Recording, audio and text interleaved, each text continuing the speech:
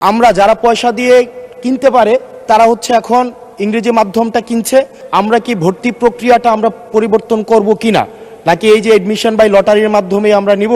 মাননীয় স্পিকার, আমরা যদি বর্তমান শিক্ষা ব্যবস্থা দেখি, আমাদের এন্ট্রান্স ইনস্টিটিউশনগুলোতে বিশেষ করে প্রাথমিক শিক্ষায় আমরা দেখছি যে ভর্তি প্রক্রিয়াতে আমাদের এখন দুইটা পদ্ধতি প্রচলিত ছিল। এডমিশন বাই মেরিট আগে প্রচলিত ছিল, এখন সেটা কনভার্ট হয়েছে এডমিশন বাই লটারির মাধ্যমে হচ্ছে এখানে বাচ্চাদেরকে ভর্তি করা হয়।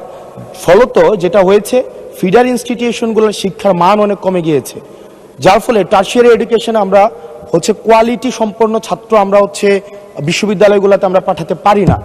এখন মাননীয় মন্ত্রী মহোদয়ের কাছে আমার প্রশ্ন থাকবে, এই যে প্রাইমারি স্কুলে বাচ্চাদেরকে ভর্তি করানোর ক্ষেত্রে আমরা কি ভর্তি প্রক্রিয়াটা আমরা পরিবর্তন করব কিনা, নাকি এই যে এডমিশন বাই লটারির মাধ্যমে আমরা নিব এবং মেরিটকে আমরা হচ্ছে সবসময় হচ্ছে দমায় রাখবো, নাম্বার ওয়ান।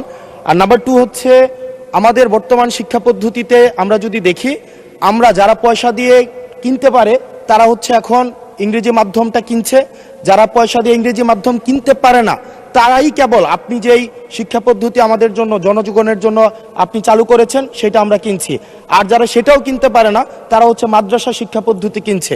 আপনার কাছে প্রশ্ন যে আমাদের বর্তমানে একটা দেশে এই তিনটা শিক্ষা পদ্ধতি যেটা অর্থনৈতিক অবস্থার উপরে নির্ভর করে চলে, এই তিনটা শিক্ষা পদ্ধতি জিয়ে রেখে আপনার কি মনে হয় যে আপনি একটা ইনক্লুসিভ শিক্ষা পদ্ধতি নিয়ে আমাদের দেশটাকে আগায় নিতে পারবেন? ধন্যবাদ।